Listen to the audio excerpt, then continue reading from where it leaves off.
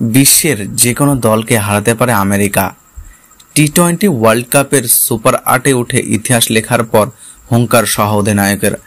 আয়ারল্যান্ডের বিপক্ষে ম্যাচ বাতিলের পর ইতিহাস গড়ে ফেললেন আমেরিকা।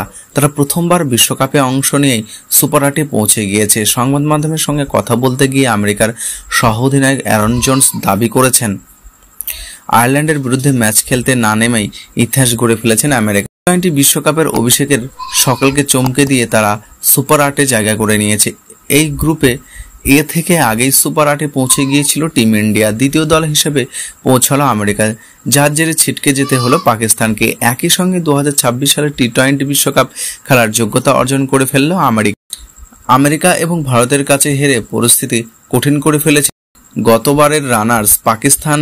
প্রতিযোগিতায় সুপার 8-এ পাকিস্তানকে পৌঁছাতে হলে তাদের শেষ ম্যাচে আয়ারল্যান্ডের বিরুদ্ধে জিততে হতো।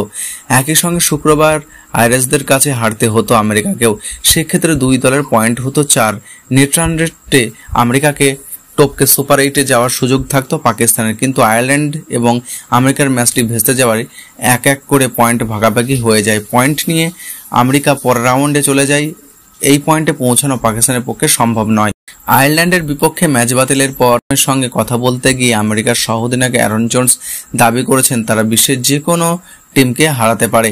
কি বলেছেন অ্যারন জোন্স বলেছেন যে সুপার 8-এর চ্যালেঞ্জ নিয়ে আমরা অবশ্য উত্তেজিত। গত 2 সপ্তাহে আমরা দেখেছি যে আমরা প্রতিদ্বন্দ্বিতা করতে পারি এবং আইসিসির পূর্ণ সদস্য হারাতে পারি। সত্যি কথা বলতে কি, বেশিরভাগ মানুষই আমেরিকান ক্রিকেটে তেমন মনোযোগ দেননি।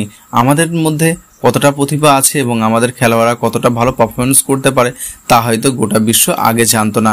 সঙ্গে তিনি যোগ করেছেন, এটা আমাদের জন্য একটু উপকারী হয়েছে। অবশ্য যে কোনো দিনে আমরা যদি সঠিক ক্রিকেট খেলতে পারি তবে আমরা নিশ্চিতভাবে বিশ্বের যে কোনো দলকে হারাতে পারবো। গত 2 বছর ধরে আমরা বিশ্বকাপে খেলার কথা বলে আসছি, পাশাপাশি পূর্ণ সদস্যের দেশগুলোর বিপক্ষে আরও বেশি ম্যাচ খেলা এবং একই ধরনের বিষয় নিয়ে কথা বলেছিলাম। আমরা এখানে ভালো করছি এবং সুপার 8-এ প্রবেশ করাটা দারুণ। আমেরিকার দুর্দান্ত পারফরমেন্স। আমেরিকা তাদের প্রথম ম্যাচে কানাডাকে হারিয়ে দেয়, তবে তারা আসল চমক দেয় বাবর আজমের পাকিস্তানকে হারিয়ে। এরপরে তাদের আত্মবিশ্বাস বেড়ে যায়।